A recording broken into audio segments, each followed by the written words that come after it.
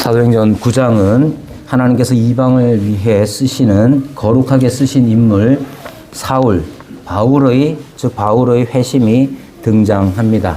회심에 대하여서 우리가 함께 생각했지만 회심에 대해서 다시 한번 분명히 해야 하는 것은 회심은 여러분들이 어떻게 생각하실지는 몰라도 회심은 결코 개인의 일이 아님을 알아야 합니다. 회심은 혼자만의 결심이 아니라 그것은 오늘 9장 1절에서부터 잘 나타나 있는 것처럼 그것은 회심은 만남으로부터 시작합니다. 어떤 만남이냐 하면 부활하신 그리스도를 만남으로 시작하는 것이죠. 그럼 그리스도는 어떻게 만날 수가 있습니까? 예전에 지금부터 한 30년 전에 나온 책 중에 박영덕 예전에 IBF 총무를 하셨던 박영덕 목사님 쓰신 책 중에 그런 게 있었습니다. 차마 신이 없다고 말하기 전에 라는 책인데 그 책에 보면 그렇게 얘기합니다. 내가 신을 찾을 수 있어서 막 찾아 헤매다가 찾아낼 수 있다면 그게 신이겠느냐 이런 질문을 합니다. 신이란 하나님이란 우리와 존재적으로 차이가 있는 분이시죠. 따라서 그분이 우리에게로 오셔서 만나주시지 않으면 그분을 만나고자 하는 마음은 충족될 수가 없죠. 그것을 극명하게 보여주는 것이 이 다메섹에서 사울이 경험한 일입니다. 부활하신 그리스도께서는 사울을 만나주시죠. 그리고 이 만남은 결국 변화를 가져오게 되어 있습니다. 모든 인격과 인격의 만남은 변화를 가져옵니다. 사실 인격 비슷한 것을 만나도 변화가 옵니다.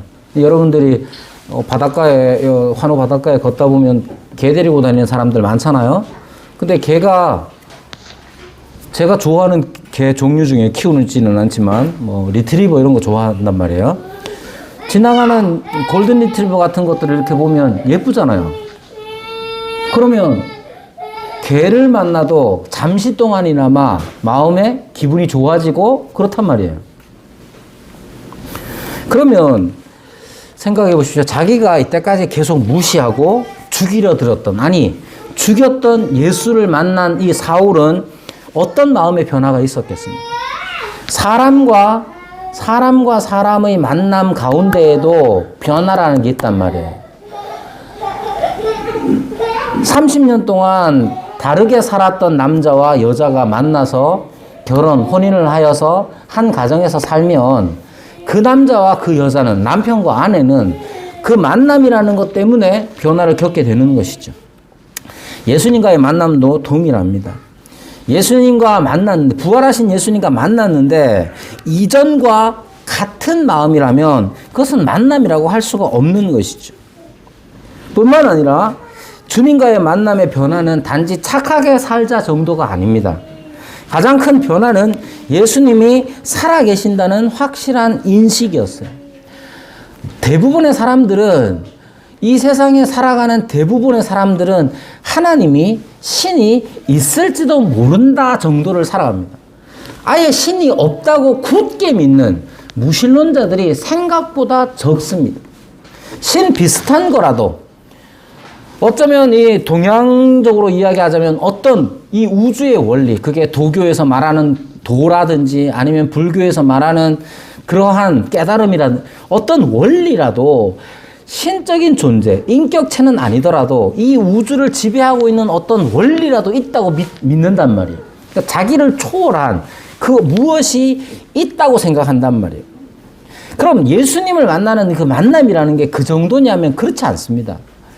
예수님과의 만남은 어떤 신적 존재, 그저 어렴풋하게 나보다 더 나은 것 같은 초월적인 어떤 것에 대한 느낌 정도가 아니라 그것은 확실한 인격적인 만남이어야 합니다. 그걸 어떻게 드러납니까? 부활하신 예수께서 형체로 나타나시진 않았지만 음성으로 살아계신 그분이, 다시 부활하신 그분이 나타나셔서 말씀하여 주시잖아요. 말이라는 것만큼 인격적인 게 없단 말입니다. 따라서 만남이 가져오는 가장 기본적인 변화의 첫 번째는 살아계신 예수 그리스도에 대한 확실한 인식입니다. 그냥 좋은 사람 정도가 아니라 예수님이라는 분은 진정 하나님이시구나. 그것이 드러나야 하는 것이죠. 사울은 자신이 죽였던 예수가 하나님이신 것을 깨닫고 믿게 된 겁니다. 따라서 사울은 자신이 하나님을 죽인 자임을 더불어 깨닫게 됩니다. 이것이 동시에 일어나는 일입니다.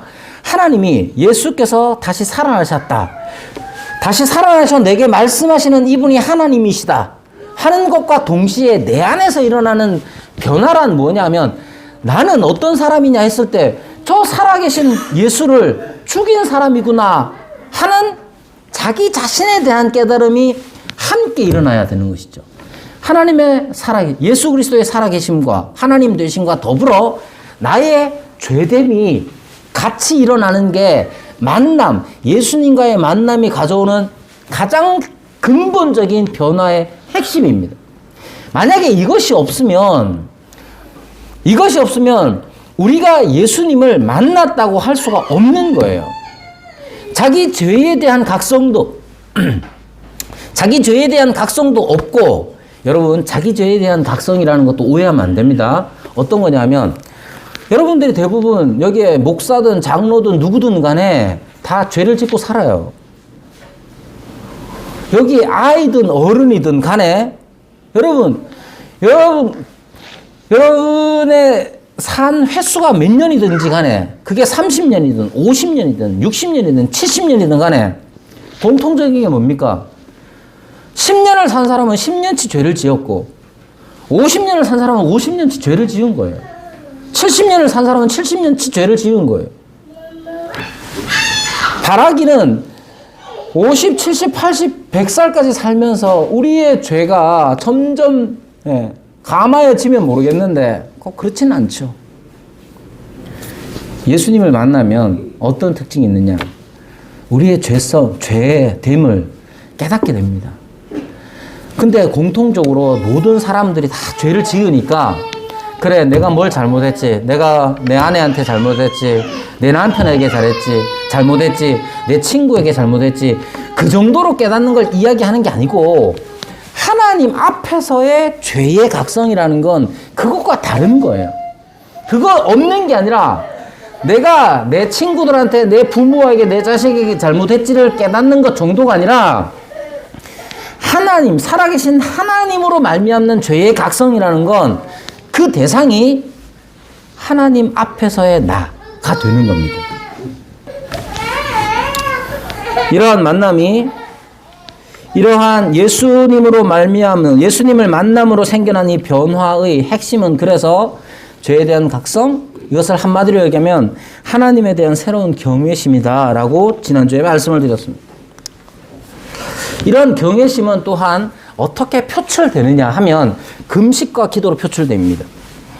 사울이 예수 그리스도를 만난 다음에 그 마음의 변화, 그 보이지 않는 마음의 변화가 어떻게 밖으로 드러났느냐 했을 때 사흘 동안 먹지도 마시지도 않았다. 더불어 그는 기도하는 중이다 라고 주님께서 말씀하신 것처럼 그는 먹지도 마시지도 않으면서 기도했던 것이죠. 하나님에 대한 새로운 경외심은 금식과 기도로 나타납니다. 물론 회심한 모든 사람이 금식해야 하는 건 아닙니다. 그러나 분명한 건 회심한 모든 사람은 하나님에 대한 경외심을 갖고 있어야 합니다. 내가 하나님을 생각할 때에 그냥 하나님 그 정도로 생각하는 사람이 내가 거듭났다고, 회심했다고, 예수님을 믿는다고, 하나님이 살아계신다고 말하는 건 거짓말입니다. 여러분 진짜로 하나님이 살아계신다고 믿습니까? 그럼 그 하나님이 뭐 하시는 분 같아요? 내 기도를 들어주시는 분. 그래서 내가 돈 달라고 하면 돈 주고, 내가 건강을 달라고 하면 건강 주고, 내가 성공을 달라고 하면서 성공을 주고, 그게 하나님입니까? 여러분들의 종입니까? 우리가 믿는 하나님은 살아계신 하나님이고 거룩하신 하나님이어서 하나님이 살아계신다, 내가 그 하나님의 살아계심을 믿는다 했을 때 우리를 사로잡는 건 경외심입니다. 감히 어떻게, 여러분들이 돈 많은 사람 만나봐요. 포항에서 제일 부자를 만나면 집 한 채 가지고 있는 애가 쭈그러들잖아요. 걸어다니고 있는 모든 땅이 내 땅이야 하는 사람 앞에서 우리가 괜히 주눅들잖아요. 하물며 거룩하신 하나님, 거룩 그 자체이신 하나님을 배웠다 하는데, 만났다고 하면서 하나님에 대한 경외심이 없을 수가 없는 것이죠. 그러므로 여러분, 우리가 진짜로 예수님을 만났다면 그 예수님은 단순히 그냥 동네 착한 형 정도가 아니잖아요.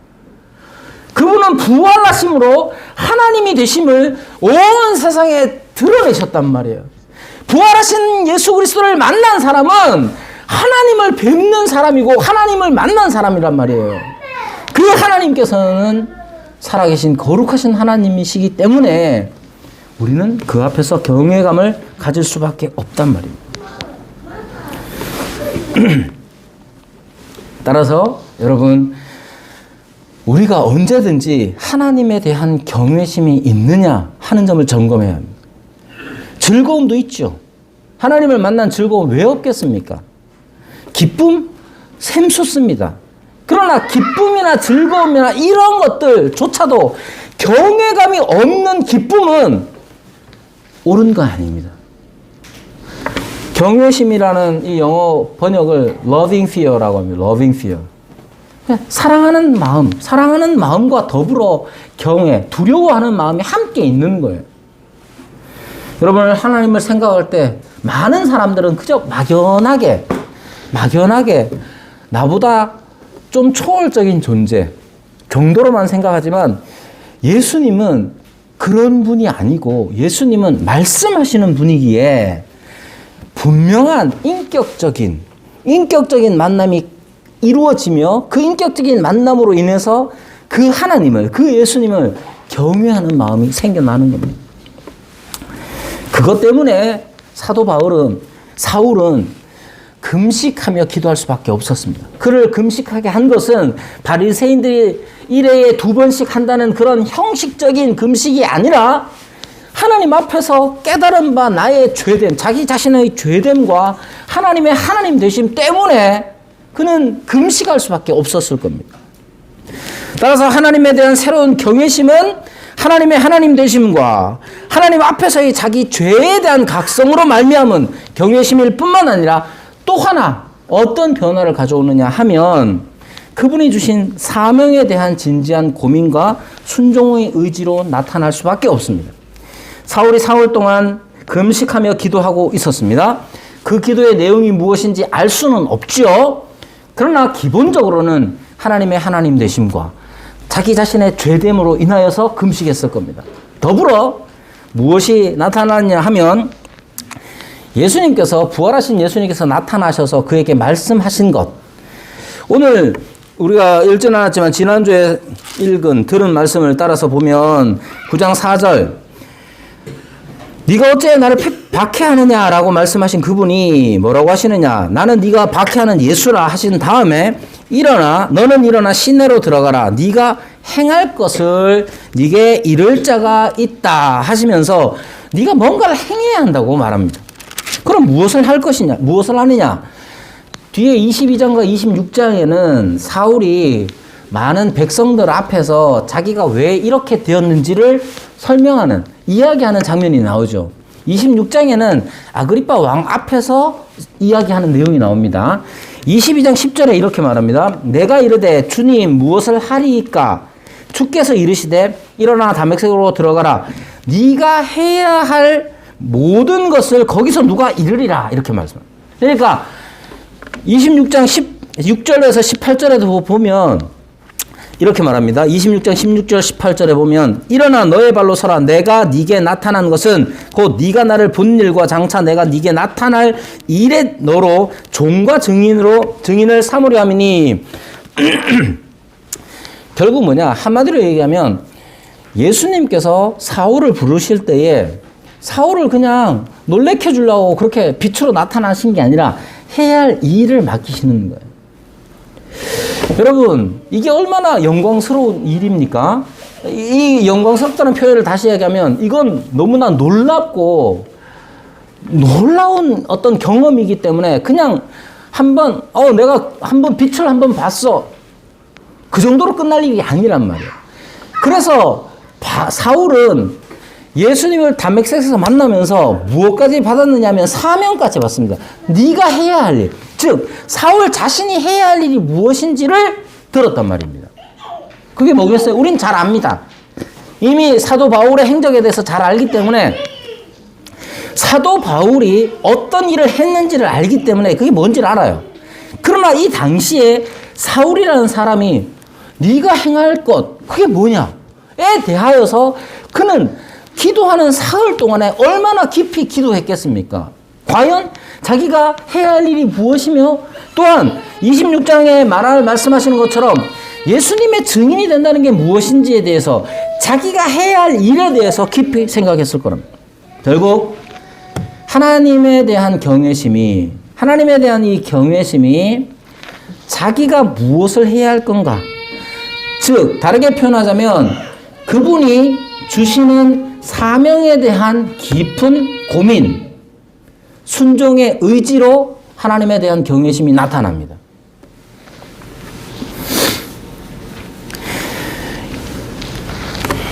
주님과의 만남은 변화를 가져오고 그 변화는 자기 뜻의 실현에서 주님이 원하시는 것에 대한 순종하려는 마음으로 나타나는 겁니다. 여러분들이 주님을 만났느냐는 어디서 찾느냐? 변화가 있느냐에서 찾아요. 그 변화는 두 가지로 지금 말씀드리고 있는 겁니다. 하나님에 대한 경외심이 있느냐 하는 거예요. 두 번째는 뭐냐? 내가 진짜로 원하는 게 뭐냐에 따라서 우리의 변화를 가늠할 수 있습니다. 여러분이 진짜로 원하시는 게 뭡니까? 내가 하고 싶은 모든 것이 아니라 내가 해야 할 모든 것. 9장 6절과 22장 10절에 나오죠. 네가 행해야 할 모든 것에 대하여 이렇게 말씀합니다. 내가 해야 할 모든 것이 무엇인가?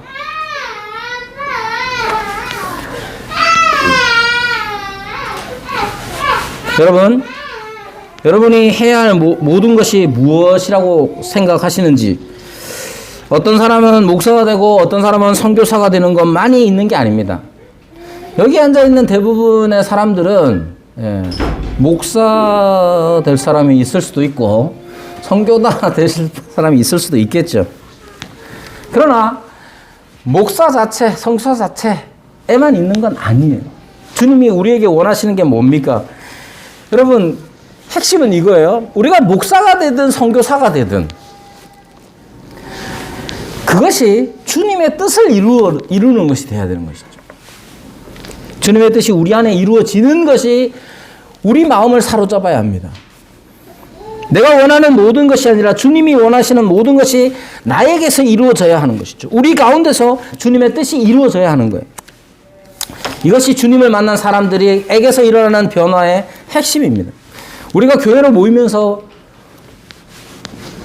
품는 어떤 욕구, 여러분, 이게 예를 들면 이런 거죠. 우리 아이들이 교회를 올 때, 지금 제 아이들이 교회를 올 때 어떤 마음으로 오겠어요? 창건이는 어떤 마음으로 오겠어요? 하윤이나 하린이는 아직 규빈이 이런 아이들은 아직까지 그냥 엄마 그냥 품에 안기면 가자 하고 그냥 안아버리면 그냥 어디로 가는지도 모르고 오겠지만, 창건이는 일어나서 오늘 또 교회를 가야 되나 이런 생각을 하면서 교회를 왔을 거 아니에요. 어떤 생각을 할까요? 그러면 하진이도 마찬가지겠구나. 여러분, 그러면 여러분들은 어떤 것 같아요? 여러분들은 예배당으로 오면서 어떤 욕망, 욕구, 디자이를 어떤 욕구가 있느냐 이 말이에요. 뭐 때문에 왔냐?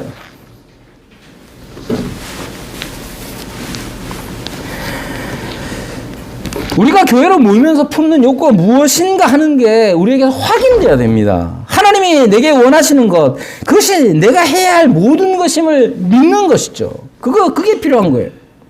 여러분, 우리가 교회로 올라오면서 그래 오늘도 한 시간 졸지 말고 잘 버티자 그런 마음으로 오는지, 교회에 대한 뭔가 기대하는 마음이라는 게 우리를 사로잡는 교회에 대한 기대라는 게 없이 신앙생활을 하는 사람들이 얼마나 많습니까? 교회에서 해야 할 일이라는 게 뭐겠어요? 하나님이 내게 원하시는 게 있다라고 생각합니까? 여러분이, 아니 저를 포함한 우리가 교회로 모이면서 하나님이 내게 오늘 원하시는 게 무엇인가? 그 일을 내가 해야 하겠다 하는 마음이 우리에게 있느냐는 거예요.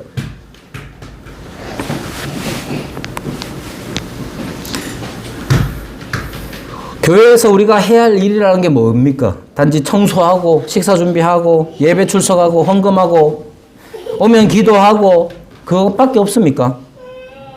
혹시 우리의 관심이 그런 것밖에 없는 건 아닌지, 나는 내가 해야 할 일, 내가 원하는 것만 해야 한다고 생각하지는 않는지, 내가 해야 할 일은 뭐냐? 주께서 내게 원하시는 모든 것이어야 합니다. 주께서 내게 원하는 것이 무엇인지를 위해서 우리는 기도해 본 적이 있느냐는 말이에요. 우리의 기도가 내가 원하는 것만, 하나님이 살아계시면 이거 정도는 늘어줘야 되지 않습니까?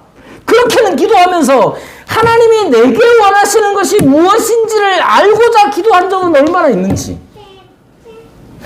여러분, 신적인 존재를 향해서 내가 원하는 것, 내 소원이 이루어지기를 간구하는 건 여러분들 아니라도 세상 사람들도 다 하는 겁니다. 세상 사람들이 다 하잖아요. 저 보름달이 뜨면 보름달을 향해서 자기 원하는 걸 구합니다. 1월 1일이 되면 해맞이를 하면서 거기다 빕니다. 그러나 해가 원하는 걸 내가 원하지 않습니다. 보름달이 나에게 뭔가를 원하고 있다고 생각하지 않습니다. 하나님에 대해서는 어떻습니까?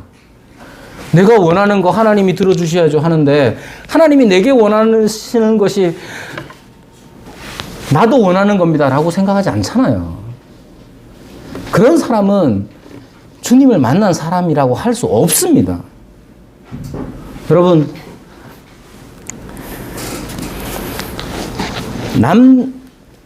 사람과 사람 사이의 사랑이라는 것도 그렇습니다. 아내와 남편 사이가 가장 크겠죠.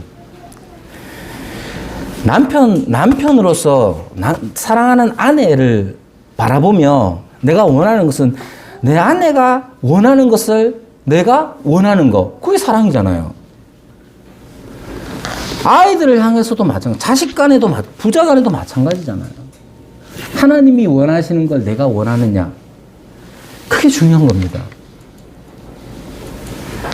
내 소원을 주께 아뢰는 거 할 수 있죠.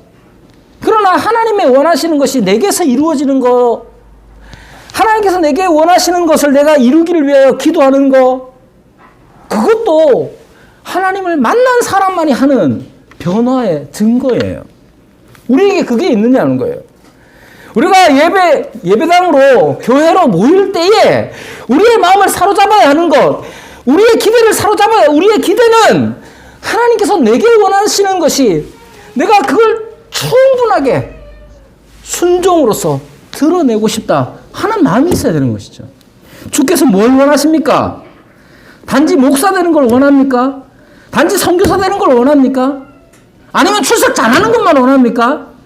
주님의 뜻은 분명합니다. 너희가 서로 사랑하라 하셨으니 우리가 사랑하는 사람이 되어야 하는 것이고, 사랑하면서 우리의 다름 때문에 생겨나는 여러 가지 이질적인 요소들 때문에 생겨나는 어떤 어려움들에 대하여 주께서 용납하고 용서하고 오래 참으라 하셨으니 오래 참으며 사랑하기를 힘쓰는 것, 그것이 교회로 모이는 우리 모두가 원하는 것이 되어야 합니다. 그러면서 선교사도 되는 거고, 목사도 되는 거고, 장로도 되는 거고, 그러는 거지. 목사 자체, 선교사 자체, 장로나 권사나 집사나, 그거 자체가 목적이 아니잖아요. 주님이 원하시는 것이 있습니다. 회심 이후에, 즉 예수 그리스도의 만남 이후의 변화, 크게 첫 번째로는 하나님에 대한 새로운 경외심입니다. 두 번째는 뭐냐면 교회와 새로운 관계를 형성합니다. 그것이 오늘 우리가 읽은 본문, 우리가 들은 말씀에 나와 있죠. 여러분, 요즘 몇 년 전부터 우리 교계, 기독교계에 새롭게 등장한 단어가 가나안 성도라는 건데, 가나안 거꾸로 하면 이제 안 나가니까, 예, 교회 안 나가.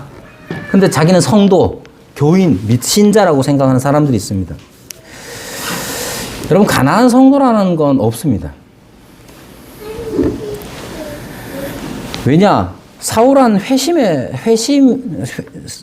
회심한 사울이 지금 겪게 되는 일이 뭐냐 하면 교회에 속하는 과정이에요. 회심한 사울은 교회의 일원이 되어야 합니다. 자, 그러면 교회의 일원이 되는 것은 누구의 일이냐? 오늘 본문이 말해주는 게 그겁니다. 분명히 사울은 회심을 했습니다. 예수님을 만났고 그 만남으로 인해서 하나님에 대한 경외심이 생겼습니다.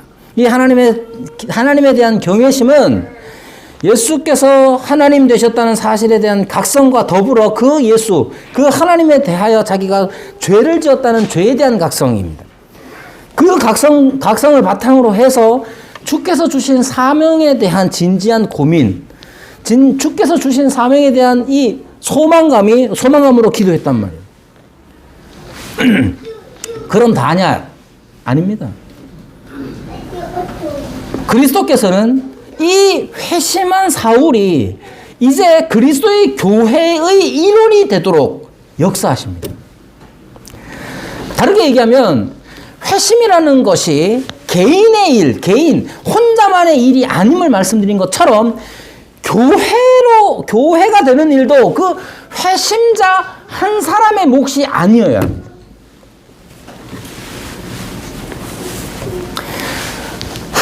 회심한 한 사람을 교회의 일원이 되게 하는 것은 그것은 그 개인에게도 필요한 일이지만 교회에게도 필요한 일입니다. 그러니까 어떤 사람이 회심했다. 여러분, 지금 한국 교계에서는 회심한 사람을 웰컴, 환영합니다. 누구나 다 회심했다고 그러면 다 환영하죠. 물론 요즘은 회심했다고 누군가가 처음 보는 사람이 쓱 들어오면 저 신천지 아닌가 하는 의심이 먼저 들긴 하지만, 그러나 어떤 사람이 회심을 해서 교회의 일원이 되는 것에 대해서 자꾸만 그 사람의 몫으로 여기는 경우가 많은데 교회의 일입니다. 사울은 진실되고 놀라운 경험을 했습니다. 그가 만난 예수님은 참 하나님이시죠. 예수님과의 이 만남은 참됨에 그를 변화시켰습니다. 그렇다고 해서 당당하게 교회의 일원으로 자부하거나 요구할 수 있는 건 아니었죠. 왜 그렇습니까? 그는 교회를 비판하는 자요, 예수 그리스도를 박해하는 자였기 때문에 그렇습니다. 따라서 사울이 당당하게 나 회심했으니까 나 여기 교회 다닐래, 교회의 일원이 될래 라고 하는 것이 아니었죠. 사울을 만나주시고 변화시키신 주님께서는 이제 교회 가운데에서도 역사하십니다. 어떻게 하십니까? 아나니아를 통해서 사울이 교회와 새로운 관계를 형성할 수 있도록, 즉 교회의 일원이 되도록 주께서 역사하십니다. 여러분, 아나니아 개인에게는 이것이 결코 작은 일이 아니죠. 주님께서 말씀하셨을 때의 아나니아는 즉각적 순종을 발휘하지 않았습니다. 왜냐? 사울이라는 사람을 알기 때문이죠. 그가 다메섹에 온 이유도 잘 알고 있었습니다. 아나니아는 주님께 언제나 순종할 자세를 가지고 있었어요. 그래서 주님께서 아나니아야라고 부르시니 주여 내가 여기 있나이다 이렇게 답합니다. 언제나 예수님을 만난 사람들의 특징이죠. 주께서 말씀하실 때에 주여 내가 여기 있나이다 라고 답합니다. 그럼에도 불구하고 사울에게 가는 것은 쉬운 일이 아니었습니다. 충분히 이해하죠? 사울에게 간다는 건 어떤 의미입니까? 자살행위나 마찬가지예요. 굳이 그럴 필요가 없잖아요. 그런데도 주님께서는 다시 가라고 하십니다. 그리고 사울에 대한 특별한 계획이 있음을 아나니아에게 밝히십니다. 사울은 예수님의 이름을 위해서 살아갈 사람이다. 그것입니다. 이건 아나니아도 마찬가지죠. 아나니아도 주님의 이름을 위하여, 예수님의 이름을 위하여 살아갈 사람이었던. 아나니아도 그 도를 따르는 사람이었고, 이제 주님이 밝히시는 대로 사울도 주님의 이름을 위해 사는, 즉 그 도를 따르는 사람이 되는 것입니다. 그래서 어떻게 합니까? 아나니아는 순종합니다. 17절에 아나니아가 떠나 그 집에 들어갔다 이렇게 얘기합니다. 여러분, 누군가 회심을 했다면, 예수님을 만나고 변화가 되었다면 그는 교회의 일원이 되어야 합니다. 그런데 교회의 일원이 되는 것은 그 사람만의 몫이 아니라 교회의 몫입니다. 그리고 교회로서 우리가 첫 번째 해야 할 일은 주님의 뜻에 순종하는 것입니다. 여러분, 대부분의 사람들은 주님의 뜻에 순종하지 않습니다. 자기 취향과 자기 선입견에 순종합니다. 여러분, 여기에 누군가가 새로 온다면 우리는 우리가 겪었던 일 때문에 저 사람이 신천지는 아닌가 하고 색안경을 끼고 그를 보겠죠. 옷이 남루하고 여러 가지로 부족해 보이는 사람이 오면 그 사람이 예수님을 믿는다고 해도 왠지 우리 교회를 이용해 먹을 것 같다 하는 생각으로 사람을 대합니다. 그래서 우리에게 필요한 건 뭡니까? 교회가 되게 하는 것이 무엇인지 알아야 돼요. 여러분, 이 고민이 없으면 대부분은 우리 선입견, 나의 선입견, 나의 편견, 내 취향으로 교회를 만들어 갑니다. 그래서 우리에게 필요한 건 뭐냐면, 우리가 교회를 교회되게 하는 것은 바로 주님의 능력이라는 사실을 믿어야 돼요. 나를 만나주시고 변화시킨 분의 능력에 대한 신뢰가 있어야 됩니다. 그분은 계획을 가지신 분임을 믿어야 합니다. 아나니아의 순종은 결코 작지 않습니다. 자살 행위에 가까운 일이었죠. 그럼에도 불구하고 아나니아는 자기가 알고 있던 바를 따라 행동한 게 아니라, 자기의 선입견을 따라 행동한 게 아니라 주님의 능력에 대한 신뢰로 자기의 행동을 나타낸 거예요. 주님의 뜻을 신뢰하는 것에, 주님의 뜻을 신뢰함으로 순종을 한 거란 말이에요. 아나니아의 순종 자체는 결코 작지 않습니다. 가라고 했으니까 가야지. 여러분, 주님이 하라고 한 거 다 합니까? 누구 용서하라고 한 거 용서합니까? 안 하잖아요. 왜 안 합니까? 기분 나쁘거든. 누군가를 용서하는 일도 우리 안 합니다. 하물며 자기를 잡아온 사람에게 가라고 하신 말씀을 이 아나니아가 어떻게 순종할 수 있습니까? 그럼에도 불구하고 아나니아는 했잖아요. 왜 했겠어요? 주님은 변화시키시는 능력이 있다는 사실을 믿었거든요. 어떻게 믿습니까? 자기도 그랬거든요. 여러분, 우리를 변화시켜서 하나님 앞에 살게 하신 이유가 하나님의 능력으로 주께서 그렇게 하셨다면 그 능력을 우리가 믿어야 교회는 자꾸자꾸 교회의 회원들은 늘어나는 거예요. 늘어난다는 표현이 좀 표현이 좀 값싸지만, 교회를 교회되게 하는 것은 하나님의 능력이며 하나님에 대한 능력을 신뢰함으로써 순종하는 자를 통하여 교회는 성장하는 겁니다. 여러분, 지금도 하나님은 사람을 회심시키시는가? 여러분, 지금도 하나님은 사람을 회심시키시겠습니까? 가난한 자들에게 하나님은 나타나셔서 그들을 만나주시고 그들을 변화시키시겠습니까?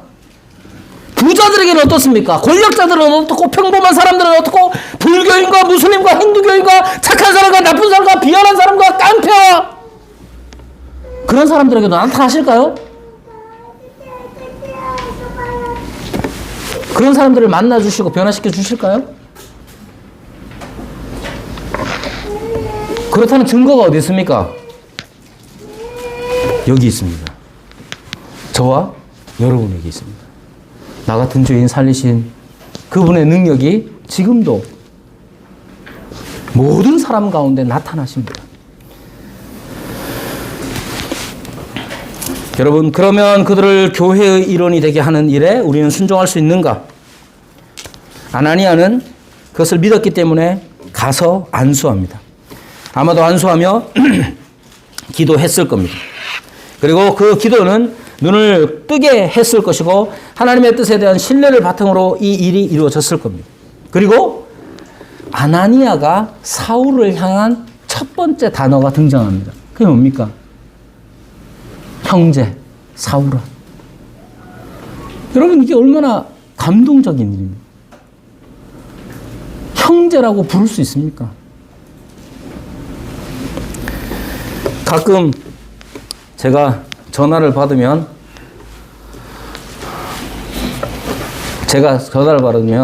전화 누군지 딱 보고 이렇게 합니다.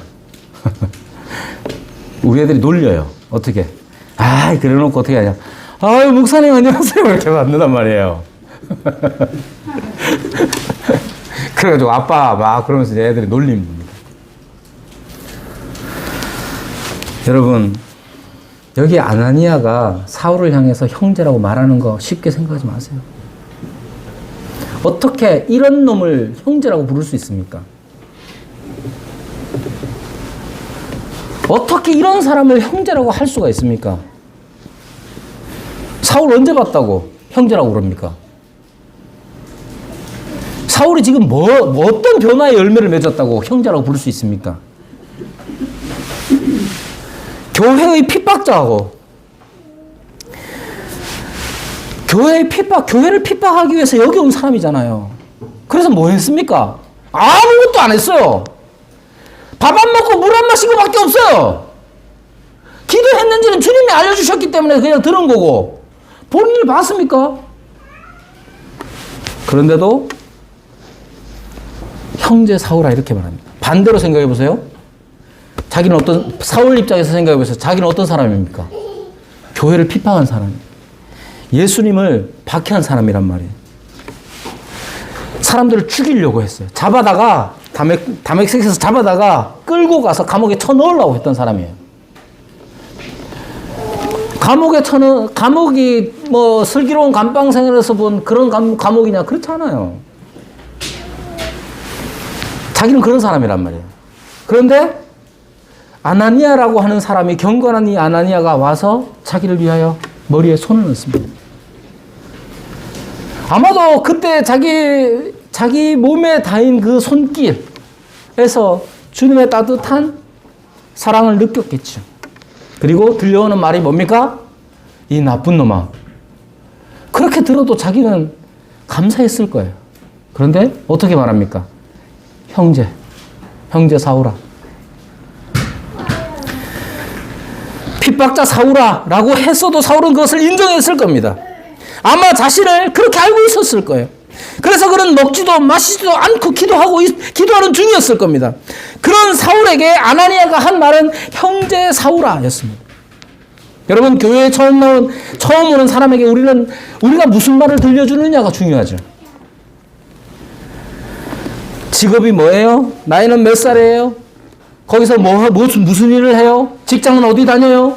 어느 학교를 나왔어요? 알고 싶은 게 많지만, 그러나 교회에 처음 오는 사람들에게 가장 먼저 느끼도록 해야 하는 건 뭐냐면 형제됨입니다. 하나님을 아버지로 모시고 우리는 그리스도 예수로 말미암아 죄에서 구원받은, 같은 용서받은 죄인임을 그로 느끼게 해야 합니다. 교회가 회복되어야 하는 것은 바로 이런 점이에요. 처음에 교회가 시작될 때에는 이것이 있었는데 지금 한국의 교회에 과연 이것이 있느냐? 여러분, 우리 교회는 그나마 좀 나아요. 맨날 제가 자랑하는 거잖아요. 오늘도 오랜만에 기현이가 왔습니다. 장로님이 기현이를 보면서 거기서 끝났어요. 그러나 장로님의 기억력이 전과 같지 아니하여 나밖에 기억을 못하시지만 기현이가 이런 대접을 받아본 적은 없을 겁니다. 자기 평생 교회 다니면서. 우리 교회 여러분들이, 우리 교회 교우들이 잘 하고 있습니다. 계속해서 그렇게 해야 합니다. 새로운 사람들이 그 사람이 직장이 어디고, 학력이 어떻고, 그 사람이 가진 재산이 어떻고, 그 사람의 미모가 어떻고, 그걸로 평가받는 게 아니라, 우리가 다 그리스도 안에서 한 형제됨으로, 그리스도 안에서 우리가 다 형제가, 죄 용서받은 형제로서 하나 되는 일. 그것이 교회를 이루는 일입니다. 여러분, 누가 오든지, 혹은 우리 안에 어떤 사람이 있든지 간에, 그 사람이 어떤 사람이든지 간에 그리스도 안에서 함께 형제됨을 느낄 수 있는 그런 교회를 만들어가는 것. 그것이 우리 교회가, 우리 교회뿐만 아니라 모든 교회가 해야 할 사명임을 기억하며 여전히 주님 앞에서 이 일을 위해서 기도하는 저와 여러분이 되기를 바랍니다.